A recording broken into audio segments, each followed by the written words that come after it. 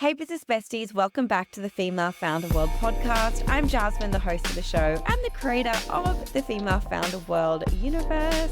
Today, we have a very special guest. I say that every time, but I feel like today, extra special. Paige, why are you so special? Introduce yourself.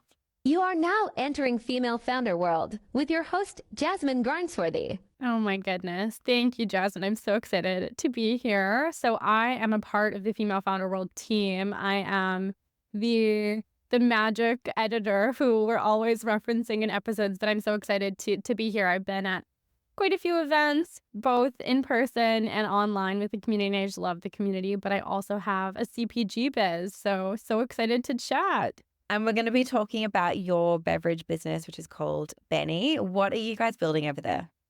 Benny is a naturopathic doctor formulated good for you energy drink. So it's yerba mate and adaptogens. And we were just really inspired to create an energy drink that serves you not just now, but 10 years down the line and also tastes really, really good.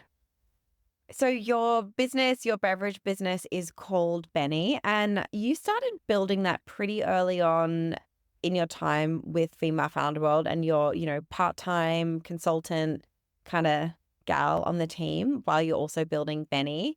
Tell me kind of when and how you got that business started. Yeah, so it has been such a labor of love. So I met my co-founder actually in university. She was a friend of a friend. We were not close, but we were both doing the most all through school. So she had a food blog, I had a podcast. We were always just like kind of in each other's DMs, hyping each other up. And post-grad, we were both working different jobs. And I don't even remember, we joke about this, who slid into whose DMs. But one of us slid into the other's DMs to be like, what are you working on? And we both just really wanted to start something. Had no idea that it would be with one another, but we both had been kind of through this similar wellness journey, kind of a rock bottom with both like physical and mental health, and fell in love with adaptogens, which is kind of the key ingredient in Benny. So we thought, how can we make this ingredient that's been so powerful, efficacious for us, and really just accessible for the mass kind of audience and not in a weird pill or a tincture. And I am just very classically, obviously working with Female Founder World, have always wanted to start my own business and was just always waiting for that brilliant idea that I couldn't stop thinking about. And that was it, which beverage is definitely its own beast, but it's been a really fun journey. Yeah, and you guys have done so much cool stuff, which we're going to get into. What year was it that you started? Was it last year? No, the year before? Yeah, it's actually tomorrow is our 1 year since like fully launching. But we've been working on it. Gosh, I guess now it would be just about 2 years. So we got it to market so fast, and we can get into that. That was like kind of a cool opportunity that came up. We were not intending to launch so quickly, but we don't regret anything. I think it's really cool, like speaking to people who are in that first year, and for multiple reasons. Like even if you're someone who's listening and you're 10 years into business and you've built something a lot bigger, or you're working for a company that's, past this kind of early stage, I feel like the people who are forced to be scrappy in those early times and like immediately find some kind of like resonance and relevance are figuring things out that the more established brands aren't. And then, similarly for people who are just starting out, it's always really cool to hear from people who are at the same stage as you and who are getting traction and kind of like figuring out what they're doing and how. So tell me about, that like rush to market and why that happened a little bit more quickly than you were planning. Yeah. So I think everyone, we knew we were working on this business. We were working with our naturopath to formulate everything. Like the branding was all coming together. And people will always ask, like, when are you launching? And we're like, okay, I don't know, whenever we turn on the Shopify site. But Pop-Up Grocer ended up reaching out to us, who, if listeners don't know, they're kind of a media company hybrid grocery store. So a really great media play, but their store is in New York. And they reached out to us. We had an event there. Yeah, we did. And it I was bought so Benny good. while I was there. Yeah, that was awesome. Gosh, yeah, I don't know how they would have even found us. We had the Instagram account, which I know so many founders on the show talk about, getting your Instagram handle and just starting to like tease out some content that's just kind of mood board, like setting the brand vibes if you don't have any assets. So we were doing that, and they reached out to us to launch Benny there. So we thought it was an offer we could not refuse. And kind of all the while, we had been working with Sabina, the founder of Dough, who is one of our advisors. And She's just incredible. I actually connected with her after sliding into her DMs after a Female Founder World coaching call. And she joined our team very, very early on as an advisor. So she had hooked it up that we could do an opening with Set Active, who we're just obsessed with, at their Bleecker Street location. And it was the same day that Pop Up Grocer wanted us to launch. Very serendipitous, both of those happening the same weekend. And we were like, okay, I guess we'll just launch the beverage and that will be our launch date. And things were definitely like so pulled together. We'd only ever had 2 commercial runs of the beverage. And the first one was terrible. We hated it. The second one, it was fine. But the third one, we were just like, okay, we have to get this quantity that Pop Up Grocer wants. If it's not perfect, it's not perfect. But it ended up being really good. Obviously, every time we do a run, we're tweaking the formula. We're even tweaking the packaging every single time. But we're really glad we just launched and got to it because like there's no other way. How were you funding the business right at the beginning? Great question. So CPG is notoriously so expensive, consumer packaged goods. So we launched the company we started kind of working on the company with a very, very small little seed money from our parents. That was $5,000 from both of their sides, respectively, my co-founder and I. So we had to pitch them. It was very serious. And they were like, I guess we will. So that wasn't an equity investment. That was just like a gift of the $5,000, which went towards Amazing. our first packaging. Yeah, which was so scrappy. Our designer was able to do it really, really cheap. And he's been a part of our kind of team ever since. And he's just amazing. So went to the packaging, went to our very first small production runs and our website. And then we also, this is such a good tip for any Canadian founders listening, we got a $25,000 loan from a company called Futurepreneur that does, I want to say it's for under 40 founders, does some pretty founder-friendly terms for loans at like the idea stage. You have to be, I think, less than like 6 months old as a business or something like that. So we actually ended up getting our Futurepreneur money probably like a week before we launched. So that was able to fund our next production runs, just get things kind of off the ground. But oh my God, that money, like long gone. I don't even know what it went to. Like it just goes so fast. I remember seeing your first iteration of your branding. You put it in the Female Founder World like group chat, and then kind of like where it ended up. It looked so good. I feel like the tweaks were really spot on. Like you've really nailed it. What was that kind of process of building out your brand identity? What you wanted it to look like? Was it all just vibes and Pinterest boards, or did you have something else? Like what was that process? Thank you, Jasmine, for your compliments. I'm very proud of where she's at, except for everyone, you know how it is. Yeah, like looks you good. hate your own stuff. You see it and you're like, oh my God, I'm so over Oh it. my God, I get so sick of the Female Founder World branding. Like every week I want to change it. And I'm like, Yeah. no. But it's so good. Brand, consistency. I know, but like, I feel like if you're someone who's entrepreneurial and you're embedded in trends in the future and what's happening, Yes. your finger's on the pulse about this stuff and you always want to do the new thing. Yeah. It's hard to find branding that you like love forever. And Totally. And that was what you something guys we have done is wanted awesome. was like modern, but still timeless, which is so hard. I'm sure everyone kind of feels that way about the brand, but I am such like a brand nerd. So I was so excited about the process, but it ended up being one of, I don't want to say like the hardest. It was definitely not the hardest, but like definitely one of my least favorite parts just because it was so tricky. So we did, and I think this was what you're talking about in the Female Founder World group. We did our first edition of the branding, our designer did with us, obviously. First kind of whole brand guide. We sat on it for like 2 days and I said, I hate it. We have to start totally from scratch. So that pushed back launch like maybe 2 months, which was fine. We still scrambled and made it happen. But totally, I think the first time I just expected our designer, who's amazing, to like jump inside my head and know exactly what I wanted. And he nailed it for what I was asking for. But my briefs were so bad. And we just like really got so nitty gritty into like, who is the Benny girl? Like, where does she shop? Where doesn't she shop? Which one of the spots that we said she shopped at was Set Active, which is so fun that we got to do their launch. But yeah, I got so nitty gritty on more like who are we wanting to appeal to as opposed to what does it look like, which changed a lot over the branding iterations. And I'm really glad that I kind of followed my gut, my intuition that it wasn't right. I think that's something that Julie, my co-founder, and we preach every single day. we are just all about like leading with our gut and our intuition because it's always right. Any decision that we've made that we were not feeling good on, that felt a little bit icky, whether that's like a different investor or just like a different store opportunity that comes up, that's really amazing, but it just doesn't sit right. Getting to know ourselves in that way, I think, has been like honestly our secret sauce. Yeah, that's so true. Something else that you've done really well and I want to learn more about is your kind of like team of advisors that you've rallied around. You have huge, huge names. First of all, tell me who your advisors are. And then I want to know like how you found them and what that arrangement looked like and any advice you have for folks who want to kind of build that because it's one of those things that's pretty hard to Google.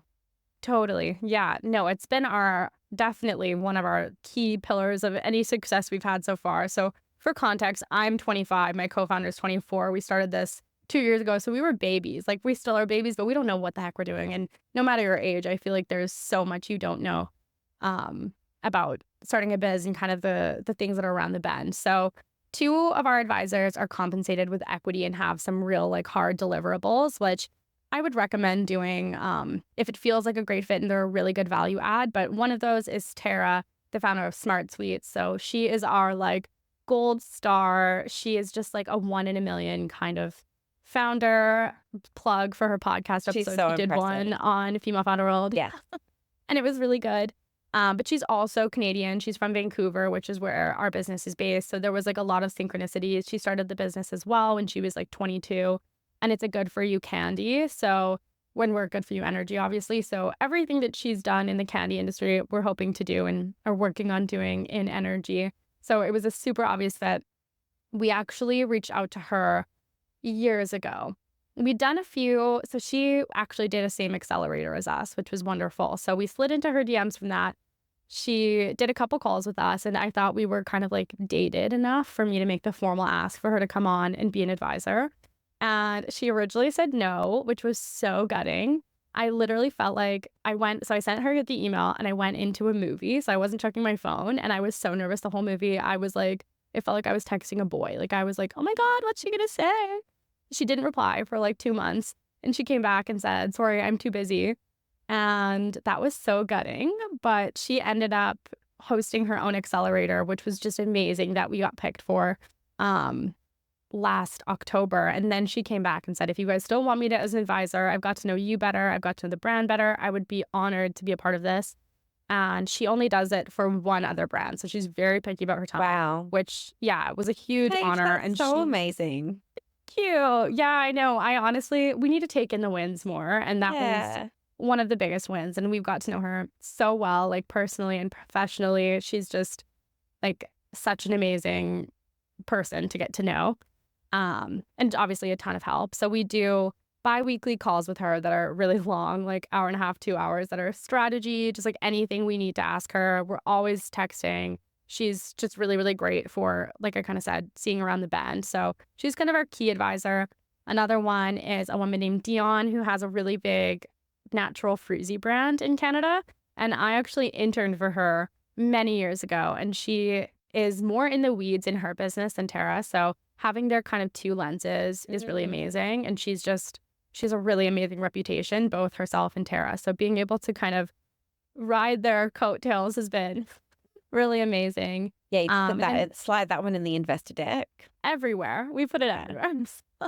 Which they know and they've consented to. They know what they're signing up for.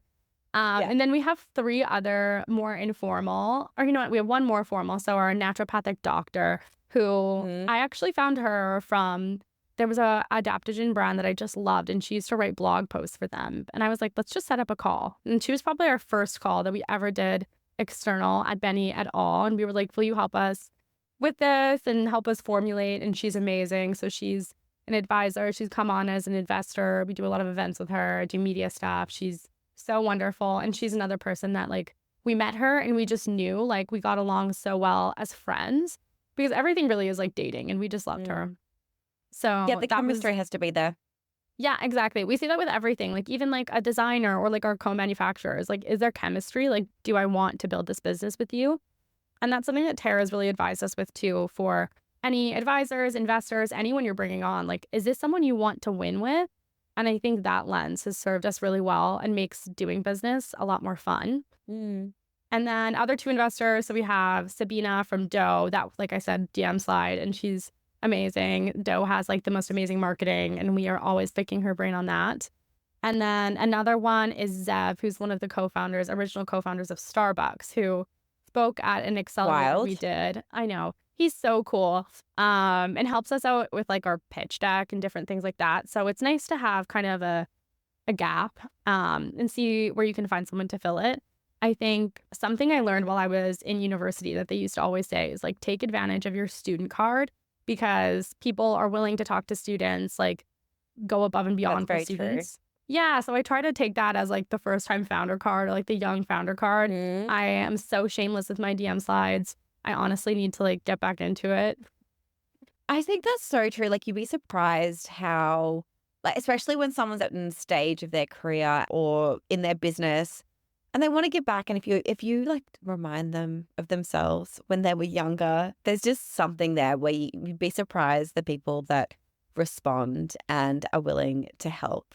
Okay, so the next thing I want to talk to you about is how you've actually been like finding customers. You've got these, you've got some cool stockists, which we'll talk a little bit more about in a minute. You have these amazing advisors, but how are you connecting with that end customer? Because I know you're doing it in a really like scrappy kind of way and making your dollars stretch as far as you can. We're in soon to be about 300 stores across mostly Canada, a bit in the US. And we would say like most of our revenue comes from wholesale.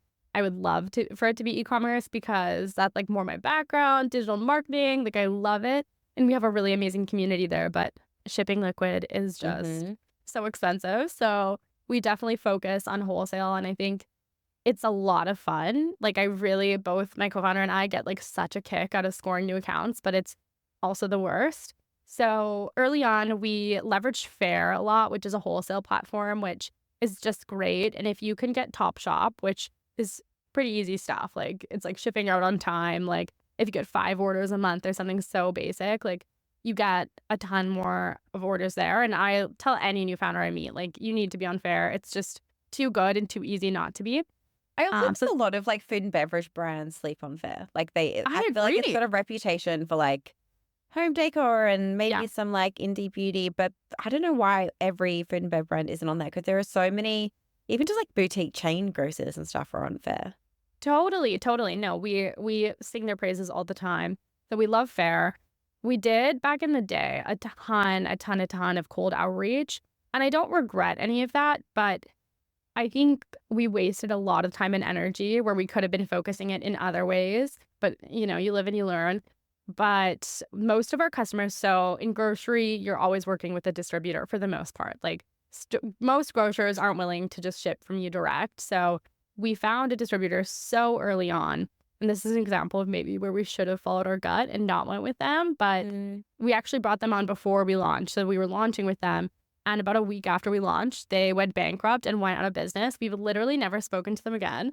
Yeah. Oh my God. Yeah, we got an email from the government. I don't even remember who it was from, but they were like, these people owe you money. Get paid. This is the government.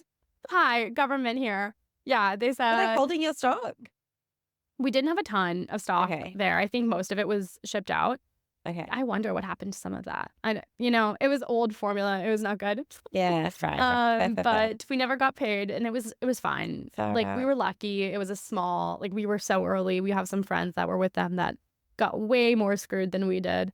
So that happened, and we were a little bit nervous about distributors for a while. So we were very slow to bring on new ones, and we just launched with a new one who's like a big nationwide distributor, which they're so great. And it was like such chemistry, like we said, meeting them. Like we know the founder of the distributions company, like his family, like we've got to know them so well, and they've been really, really amazing. But it's been a balance. Like there's so many good opportunities that come up, but then there's the listing fees and the free fills that as a bootstrap brand, it's so hard to balance, like what can we take on and what can we afford, and what sometimes. So my co-founder and I are very woo-woo, her more so than me, but what is a limiting belief on like, we can do it. And if we got that account, we would figure out the funding and just, it's so hard to balance that.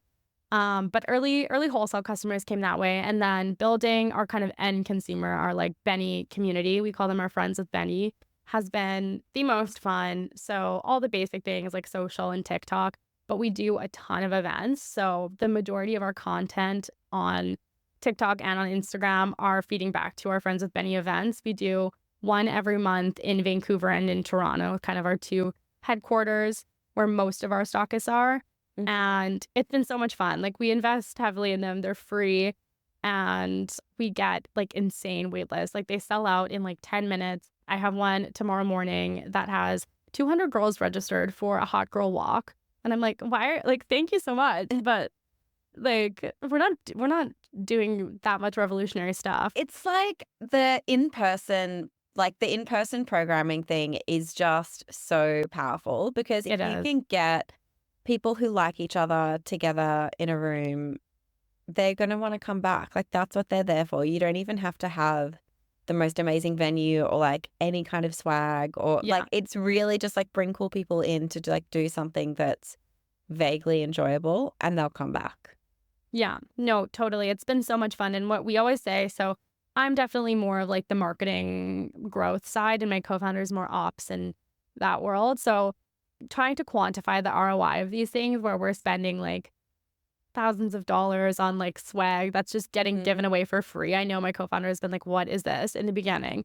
But I've always said like, you can talk a lot more organically. Like I think word of mouth marketing is never going away. That's everything. But you can talk a lot more organically about what you're doing on the weekend than like, I tried this new beverage. You should try it. Yeah.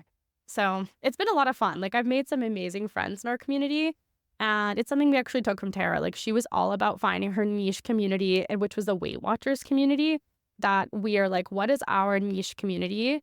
Almost everything that Red Bull does, we try to do in our own way. Like we're not going skydiving, we're not mountain biking, but like what do our girls like to do? What do we like to do? Like go for a walk with rescue puppies. That's on Saturday. Like cold plunges. That's a good idea.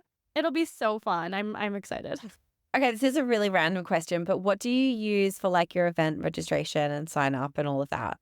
Yeah, we use Luma. I think that's how you say it, lu.ma, which is great. So we have a very small Geneva chat that when people are super engaged in the community, we invite them to that. But I know Geneva, we're maybe moving. Who knows? I really am into TYB. Oh my God, we should totally do TYB. I feel like it's expensive, but it amazing. is expensive. Yeah. It's on my to-do list. I think that they are so cool. And if any brands listening have the budget, like I would be doing it in a heartbeat.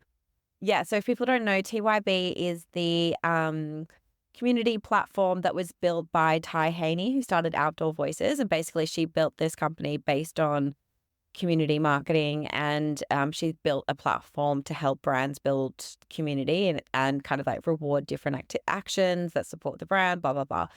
It's really cool, and some really like all of your favorite brands are on it pretty much. They're all there, they're all using it, but I think the software is pretty pricey at the moment, but maybe it's changed.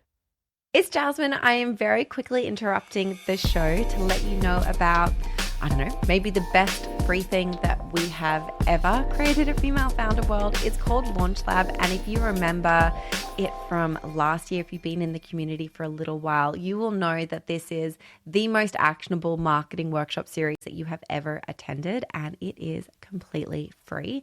This year we have, well, not we, but literally me, myself, and I have handpicked 4 founders and business owners that I just think are just doing really cool stuff. And I've worked with them to build workshops around their knowledge. And we have the founder of a brand called Ian Charms. She built this business through celebrity marketing. She has been worn by the Biebers, Dua Lipa, Pete Davidson, all of these people. And that has really helped her propel the business to an amazing place. We've got a viral content strategy workshop by the founder of, I think it's one of literally the most successful food brands on TikTok Shop and TikTok. She walks you through step by step what's working and how she over and over and over again creates viral content and then turns that into sales. We also have a workshop all about building a wait list, and that is by Lisa Guerrera. You've heard from her on the podcast. She built a 10,000 person wait list for her beauty business, and she has the blueprint to help you do the same thing.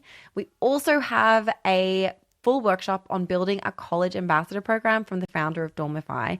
And this is so, so practical. Dormify is literally a brand that makes homewares for college campus dorms and for students. So her college campus ambassador program is super important to the business. Honestly, I think that we've picked the best people to speak on all of these areas, and the workshops are really practical. This is not something you're going to learn in a normal marketing class. You did not learn this at university. It is the stuff that is working for business owners right now. And I'm honestly so proud to be able to offer this for free. All of the workshop recordings are also available if you sign up, and it'll be available for a limited time. We're not going to keep them up there forever, but they're available right now if you head to femalefounderworld.com/launch-lab or click the link in the show notes. So you mentioned the community building and your social. Talk me through a little bit more about like the content that you're posting and what's working, because you've done some like, I don't know, some interesting things. I feel like you've gone viral-ish a couple of times. What's working in terms of content? Yeah, we are definitely rethinking our content strategy like every day. Classic. Same. We just brought on 2 new interns who are helpful with that because I am so young, but they're even younger that I feel old. Like I'm like, what are you guys talking about? I Can you don't. not? I'm like 1,000 years older than you. I literally, Jasmine, they'll send me trends. I'm like, this makes no sense. But they're like, no, this is so funny. I'm like, are you guys pranking? I don't know. How old? God, how old are they? One I think would be 20 and one would be Okay. like maybe 22, Okay. which is like, we're basically peers. I don't think they know how old Gen I Z or am. are you millennial? I'm on the cusp. I'm more Gen Z, which I Okay. used to say I was more millennial like 3 years ago when being millennial was like cool. And now you're going to be Gen Z. Yeah, Fair. exactly. That's okay. I'll accept it. Yeah. But yeah, it's content strategy. So what we're thinking about right now, which I think brands like Set Active does a really good job at this. I write about this in the newsletter. So Yeah, I'm like, in our newsletter, by the way, Yeah. the Female Founder World newsletter, the Paige is writing so much of that content. So yeah, it's my favorite love it. newsletter. let's. But Stay Beauty does a really good job of this too. I'm trying to think. There's so many brands that are crushing this.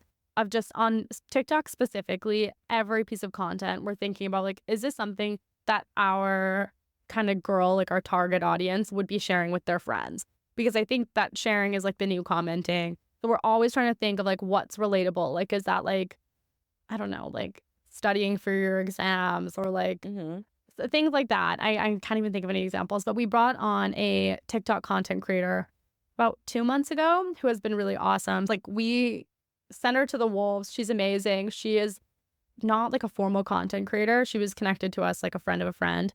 And she like is so Benny, which we love, which we were very thoughtful on. But she just does like whatever's like trending for, she knows our girl and kind of, she is our girl. So we're like, what do you think is cool? So that's been really affordable because Julie and I are the only 2 that are full time. So it's so hard for us to have time to film content. We do a bit of it. Like we love to do things like going to a store that we're stocked in and like having the staff there try Benny and like review it. I think those are so fun. So that's been good. And then the thing that goes viral like almost consistently, like every time, is posting about our events and a lot of text on the screen, which is like a very tangible takeaway, but it's like no fail, goes so well. And then we get people, this is a tip that I've shared with Jasmine, but we get people to comment their handle and we'll DM them. And They comment, they basically, you're like, hey, like send your Instagram handle so we can like send you the link to join, because it's so hard to kind of get people to click a link, and you can't automate comments or DMs on TikTok in the way that you can on Instagram with platforms like ManyChat. And it's a headache, like it's tedious, but we find it's really nice because TikTok, I think most people know this, but TikTok's like serving out content a bit more than Instagram is. It's easier to find a broader audience, but then we're sending them to our Instagram and they'll usually follow us on Instagram too, engage with us there. So it's been good, but it's a lot of work. And sometimes I wonder, like, is our audience getting like fatigued of this? But I think TikTok, we say it's like a testing ground. Like, I think if something's working, like it's getting to a new For You page every time that people, they don't mind. Yeah. And I just think like this applies to so much in marketing and branding. You get sick of it. years before your customers get sick of it. Do you know what I mean? Like to you, you're like, oh my gosh, we're doing this thing, like we're doing this post again or this format again. And like they maybe didn't see the last 3 times you did it, you know?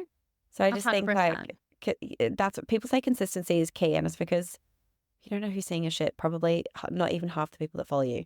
Okay, the next thing I want to ask you about is making like this work financially. We've already spoken about, you've raised a little bit of money. CPG is really expensive, but you are, and something people don't talk about enough is like the first many years for many people who build businesses, they're also doing consulting work, part-time jobs, side hustles, like while they're building their consumer brand. Talk me through what that's been like for you. Yeah, no, it's something I'm so curious about. Any founder I meet, I'm like, how are you doing Yeah. this? How Because do I you think afford that this? literally, like, it is expensive personally, professionally, like you're Mhm. getting hit from all angles. So I feel very lucky that my background has been like very transferable to contract work. So Yeah. all through school, I was doing contract, like freelance work, different social media, like media marketing, all of the things. I graduated and was full time for a while. So I built up a tiny little nest egg and then went back to consulting and doing freelance, which has been really nice that as Benny has grown, I can wean that off. So it used to be Benny was 10% of my time and my consulting work was 90, but it's slowly flipped that now Benny is like 105% of my time. Uh-huh. And then consulting and stuff is like 10%, which it works. And then you sleep know? and social life is 0. But like, Totally. yeah. I don't, it's fun. And I feel so lucky. Like the founder community that I have has been so great that work Mhm. and play, like it's all the same. I love what I Yeah. do. I think, yeah, finding a way that you're able to make it work. We just recently gave ourselves the smallest little paycheck this last month, which was so exciting to be like, Yeah. we don't owe you this back. Yeah. But it's been a grind. We did raise like more. It was on a safe note. So equity funding about 4 months ago, but a very small amount. Kind of, we say like the minimum viable funding to get us to the next step, which, yeah, it's all been a grind and there are so many sacrifices, but it's so worth it. It's been so cool just to like hear this in detail because I talk to you, multiple times a week. We're on Slack all the time. But I feel like we don't get a lot of time to dive into where you're at and where the business is at, aside from like, things are good, it's busy, but it's been really nice to like sit and have a chat with you. I hope everyone else enjoys this as much as I do because yeah, I really loved it.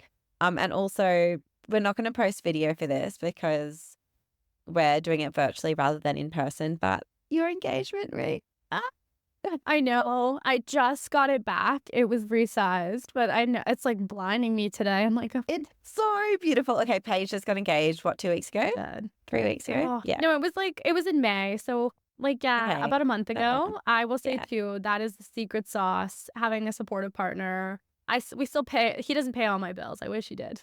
Yeah, that'd be nice. But I feel like I could not do it without, especially so young. I'm not focused on dating or anything like going out like that. It's just work.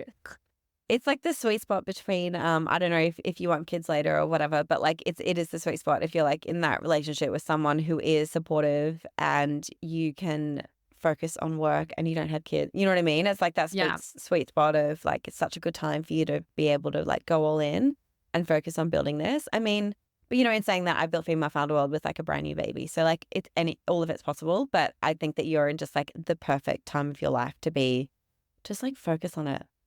I feel the same way. No, and I love watching you and your fam. It's just been so inspiring, but I do feel so lucky. I know you jump on a plane whenever the opportunity comes up, but I Totally. do feel lucky that I have no real responsibilities besides Benny, keeping myself alive, Yeah. being good to the people in my life, but Yeah. that's all. It's all I doable. love that. Okay, Paige, you know this, but the last thing that I ask everyone who comes on the show is for a resource recommendation. Do you have something that you can recommend that's been, your face is like, shit. I know I edit this every week and I hear everyone's resource every week. And I've never thought, what is my resource recommendation? Oh my God. I would love to just say Female Founder World, Thank you. which it is, like truly instrumental. I hear something that really like fuels me and inspires me, which like kind of Venn diagram, Female Founder World is in that. But I just love hearing other founder stories. I think nothing makes me more motivated. So like the book like Shoe Dog, Stretchy Black Pants, A Little Stretchy Black Pants, I think is Chip Wilson's Lululemon book. Like any founder story, I think keeping yourself in that world is really amazing. And then we also just started To Be Magnetic, Jazz, which I know you Oh my God. love. I should get like an affiliate link because I You recommend need. it so much. Yeah, but it's really good. And I think, It's for like people who don't want to do therapy but like need a bit yes. of need therapy. Go to be magnetic. Yes, totally. And yeah, I Go think sort out that- your inner child shit. Like it's really Totally. good. It's good. Yeah. No, it's so good. We're really loving it. But yeah, I think just like any kind of inner work that you can do to help you level up your business has been the greatest investments that we've made. So I wish I had a better Amazing. resource recommendation. No, Oh my they're God. great recommendations. Paige, thank you so much for chatting with me and for coming on the show. It's been very, very cool to hear about how you're building Benny. Oh, my pleasure, Jasmine. I just wanted to jump in and end the show with a quick thank you and shout out to all of our paid Business Bestie subscribers. For $9 a month, Business Besties bypass literally years of networking by getting access to all of the people that you need to build your dream business. Besties get access to exclusive in-person meetups in cities all across the US, Australia, and the UK. You get access to our group chat and you get to bypass the waitlist. You also get invited to exclusive monthly group business coaching call sessions where you can speak to experts and founders and ask them all of those questions that you just can't Google. It's $9 a month. You can cancel anytime. Head to bestie.femalefounderworld.com or click the link in the show notes for more.